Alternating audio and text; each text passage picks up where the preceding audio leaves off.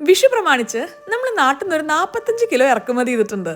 Packing ഇച്ചിരി മുറ്റ, അതുകൊണ്ട് നമുക്ക് മല്ലന്മാരുടെ സഹായം തേടാം. ഇന്നലെ വൈകുന്നേരമാണ് സാധനം കയ്യിൽ കിട്ടിയത്. എന്താ ടൈമിംഗ് അല്ലേ? ഇതിൻ്റെ അകത്ത് കുറച്ച് ചിപ്സ്, ചക്കപ്പേരി, വറുത്തപ്പേരി, ശർക്കരപ്പേരി, ഇൻസ്റ്റന്റ് പായസം, പിന്നെ SAS പേപ്പർ വാഴയില, കണിക്ക് വെക്കാൻ പറ്റുന്ന കുറച്ച് കാര്യങ്ങളും പിന്നെ 1-2 കാസ്റ്റ് അയണിന്റെ പാത്രങ്ങളാണ് മെയിനായിട്ടുള്ളത്. നമ്മൾ അടുക്കളയിലെ നോൺ സ്റ്റിക്ക് ഒക്കെ ഒന്ന് ഒഴിവാക്കിയിട്ട് കുറച്ച് കാസ്റ്റ് അയണിലോട്ടും സ്റ്റീലിലോട്ടും ഒക്കെ ഒന്ന് മാറിയാലോ എന്ന് ആലോചിക്കുകയാണ്. ഒരു ശ്രമം. പിന്നെ മിക്സിയുടെ 1-2 ജാറ് കേട് വന്നിട്ടുണ്ടായിരുന്നു, അപ്പൊ അതും പുതിയത് വെച്ചിട്ടുണ്ടായിരുന്നു. കൊറിയറും എല്ലാം ഒരറ്റത്തുനിന്ന് തുറന്നു വന്നപ്പോൾ ഇതെനിക്കൊരു ടോട്ടൽ സർപ്രൈസ് ആയിരുന്നേ. നല്ല ഐശ്വര്യമുള്ള ഒരു കൃഷ്ണന്റെ വിഗ്രഹം. നല്ല ഭംഗിയില്ലേ കാണാൻ? വീഡിയോയിൽ കാണുന്നതിനൊക്കെ ഒരു 100 ഇരട്ടി ചന്തം ഉണ്ടായിരുന്നു നേരിട്ട് കാണാൻ.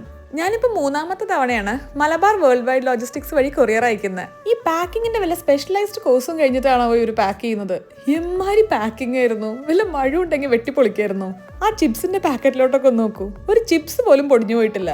ഈ നാട്ടിൽ നിന്ന് അമ്മയും അച്ഛനും അയക്കുന്ന കൊറിയറിന് ഒരു പ്രത്യേക സ്നേഹത്തിന്റെ മണമല്ലേ. എനിക്കാണെങ്കിൽ ഒടുക്കത്തെ ക്യൂരിയോസിറ്റി, ആക്രാന്തോ എന്തൊക്കെയാണ് ഇതിനകത്ത് വെച്ചിട്ടുള്ളതെന്ന് അറിയാൻ. ഇതുവരെയുള്ളതെല്ലാം പെർഫെക്റ്റ് ഓക്കെ, നല്ല എക്സൈറ്റിംഗ് ആയിരുന്നു. ഇനി ഞാനിതെല്ലാം ഒറ്റയ്ക്ക് എടുത്തു വെക്കണ്ടേ? ആലോചിച്ചിട്ട് ക്ഷീണാവുന്നു.